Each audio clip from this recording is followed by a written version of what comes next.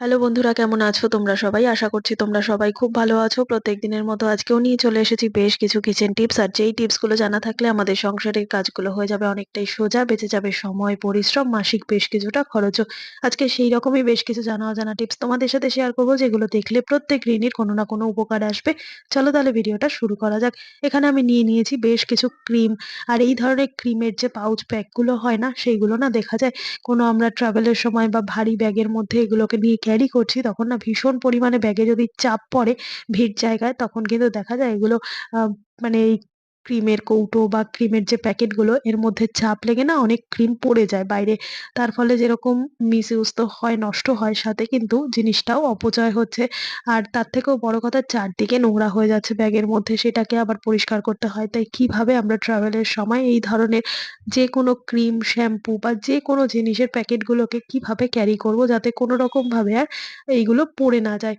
তার জন্য এখানে ছোট্ট, ছোট্ট টুকরো করে আমি পলিথিন কেটে নিয়েছি। এবার এর যে ঢাকনা রয়েছে, ঢাকনাটা এভাবে খুলে এইভাবে টাইট করে মুখের কাছটায় পলিথিন দিয়ে তারপর ঢাকনাটাকে আটকাবো। এইরকমভাবে শ্যাম্পু হোক, তারপর ফেস ওয়াশ হোক, ক্রিম হোক, যেকোনো ধরনের কৌটোর মাথাটার দিকটায় মানে মুখের কাছটায় যদি তোমরা এইরকমভাবে পলিথিন লাগিয়ে ঢাকনা আটকাতে পারো, তাহলে যতই প্রেস হোক না কেন বা যতই চাপাচাপির মধ্যে আমাদের এইগুলো হোক না কেন, পড়ুক না কেন, তাহলে কিন্তু কোনো রকম ভাবেই ক্রিম নষ্টও হবে না, চারদিকে ছড়িয়ে ছিটিয়েও পড়বে না।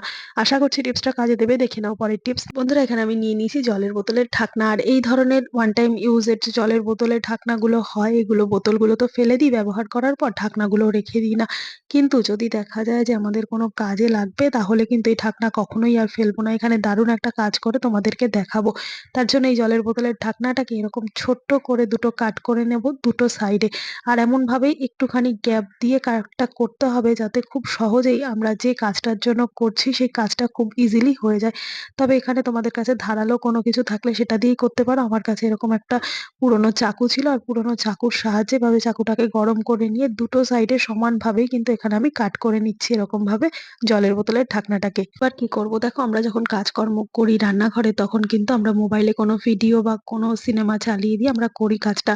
তাতে সময়টাও কেটে যায়, সাথে আমাদের একটু এন্টারটেনমেন্টও হয়। কিন্তু ফ্লোরের মধ্যে এভাবে যদি ফোনটাকে রেখে দিই না, ফোনের পিছন দিকটায় ভীষণ পরিমাণে স্ক্র্যাচ দাগ পড়ে যায়। কোনোভাবেই স্ট্যান্ড ছাড়া ফোনটাকে রাখা সম্ভব হয় না। তাই কি করব, এইভাবে জলের বোতলের ঢাকনা দিয়েই সুন্দর মতো কিন্তু আমরা ফোন হোল্ডার বা ফোন স্ট্যান্ড বানিয়ে নিতে পারবো। যার জন্য ফ্রি অফ কস্টে ফেলে দেওয়া জিনিসকে তো কাজে লাগালাম, সাথে কিন্তু আমরা দারুণভাবে একটা ফোনের স্ট্যান্ডও বানিয়ে নিতে পারলাম। ফোনটাও নষ্ট হবে না এইভাবে স্ট্যান্ডের মধ্যে রাখলে।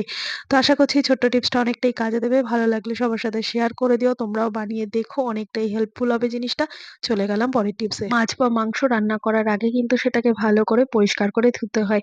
মাছের আঁশ ছাড়াতে হয়, মাংসটাও ভালো করে ধুয়ে নিতে হয়। কিন্তু বন্ধুরা, খেয়াল করে দেখবে মাছ, মাংস এরকমভাবে যখন আমরা হাত দিয়ে ভালো করে ধুই বা ধরো লবণ হলুদ মাখাচ্ছি, তখন না হাতের মধ্যে ভীষণ পরিমাণে মাছের যে আষ্টে গন্ধ সেটা ধরে নেয়। আর যেই গন্ধটা কোনো রকমভাবে সাবান বা হ্যান্ড ওয়াশ দিয়ে হাত ধুলেও যেতে চায় না। এতটাই স্ট্রং গন্ধ হয় না, ভীষণ পরিমাণে নিজেদেরই ইরিটেশন ফিল হয়।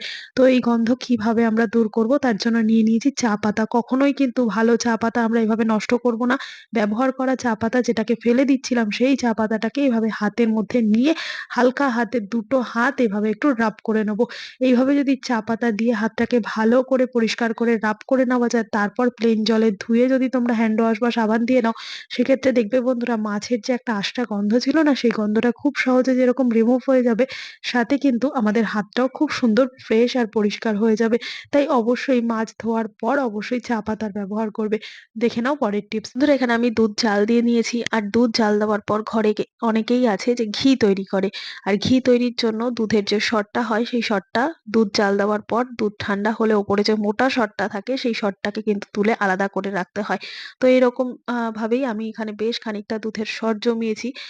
তো তোমরা প্রত্যেকেই ঘি বানাতে জানো। আর এখানে আমি ঘি বানানোর কোনো রকম টিপস তোমাদের সাথে শেয়ার করব না। শুধু তোমাদের সাথে একটা দারুণ আইডিয়া শেয়ার করব। এই প্রসেসে যদি ঘি বানিয়ে নাও, তাহলে ঘি কিন্তু অনেকদিন পর্যন্ত স্টোর করে রাখা যাবে, নষ্ট হবে না। তার জন্য দেখো বন্ধুরা, এখানে আমি একটা কন্টেনারের মধ্যে বেশ খানিকটা সর জমিয়েছি। আর এই প্রত্যেকদিন যে দুধ জাল দেওয়ার পর সরটাকে এইভাবে তুলে নিই না, এই দুধের এই সরটাকে কি করতে হবে, একটা কন্টেনারের মধ্যে রেখে অবশ্যই ডিপ ফ্রিজের মধ্যে সংরক্ষণ করতে হবে। আর যদি তোমরা নরমাল ফ্রিজে এই সরগুলোকে সংরক্ষণ করো সেক্ষেত্রে না, যখন আমরা ঘি তৈরি করব সেই ঘিটা অল্প কদিন যেতে না যেতেই কিন্তু ঘিয়ের মধ্যে একটা তেল ছিটে গন্ধ হয়ে যাবে, ঘিটা নষ্ট হয়ে যাবে। তাই অবশ্যই ঘিয়ের তৈরির জন্য যে সরটা আমরা তুলে প্রত্যেকদিন স্টোর করব সেই ঘিয়ের সরের জন্য এই যে আমরা সরটাকে তৈরি করছি সেই সরটা কিন্তু অবশ্যই ডিপ ফ্রিজের মধ্যে রাখতে হবে। ডিপ ফ্রিজের মধ্যে যদি সর রেখে তারপর সেই সর দিয়ে ঘি বানানো যায় তাহলে অনেকদিন পর্যন্ত ঘি ভালো থাকবে। প্রায় বছরের পর বছর হোমমেড যে ঘিগুলো হয় সেগুলো ভালো রাখতে পারবো। আর কোনোভাবেই ঘিয়ের মধ্যে কিন্তু তেল ছিটে গন্ধ হবে না। টিপসটা ভালো লাগলে সবার সাথে শেয়ার করো। দেখে নাও পরের টিপস। এখানে আমি নিয়ে নিয়েছি কম্বল। আর কম্বল দিয়ে কি করব বলো তো বন্ধুরা? দারুণ একটা জিনিস তোমাদের সাথে শেয়ার করব।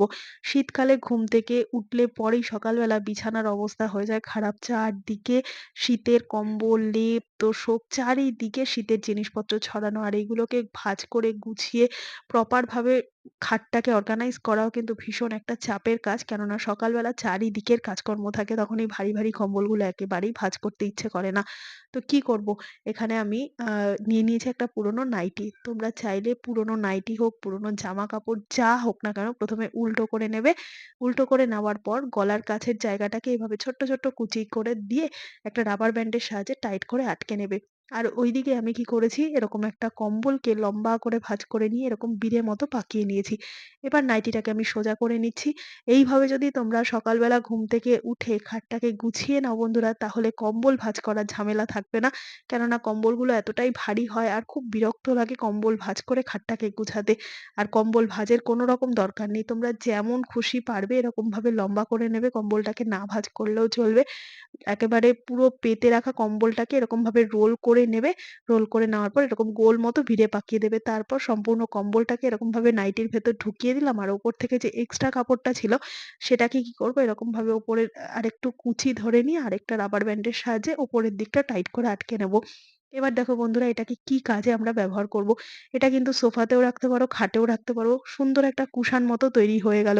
আর এইভাবে যদি কুশানটা আমরা বানিয়ে খাটের মধ্যে রাখি তাহলে কেউ না বলে দিলে বুঝতে পারবো না যে এর মধ্যে আমরা যে সারারাত কম্বলটাকে গায়ে দিয়েছিলাম সেটা ভাঁজ করার আলিস্যর জন্য এইভাবে ঢুকিয়ে রেখেছি কম্বলটাকে। এইভাবে রাখলে যেমন গেটআপটাও ভালো লাগে, সাথে কুশানেরও ব্যবহার করতে পারি আর কম্বল ভাঁজ না করেই আমরা খাটটাকেও সুন্দর মতো গুছিয়ে নিতে পারি শীতের সকালে। কেননা শীতের সকালের কাজটা কিন্তু কম হয় না, বরঞ্চ বেশি হয় এই ধরনের জিনিসগুলো ভাঁজ করে প্রপার ভাবে বিছানাটাকে গুছাতে। তাই কম্বলগুলোকে যদি প্রথমেই আমরা এইভাবে অর্গানাইজ করে রাখতে পারি তাহলে শীতের সকালটা আরো সুন্দরভাবে শুরু করা যায়। আর আমাদের কাজ কিন্তু একটু হলেও কমলো। তাই বন্ধুরা এরকম ছোট্ট, ছোট্ট বুদ্ধি খাটিয়ে সংসারের কাজগুলো করলে আমাদের সংসারটা কিন্তু নিজেরাই অনেক সুন্দরভাবে গুছিয়ে করতে পারবো। আশা করছি আজকের সমস্ত টিপস কাজে দেবে। ভালো লেগে থাকলে লাইক, কমেন্ট, শেয়ার করে পাশে থাকবে। ভিডিওটা কে কোথা থেকে দেখছো কমেন্ট করে জানাতে ভুলবে না। দেখা হবে আবার অন্য কোনো ভিডিওর সঙ্গে। ধন্যবাদ।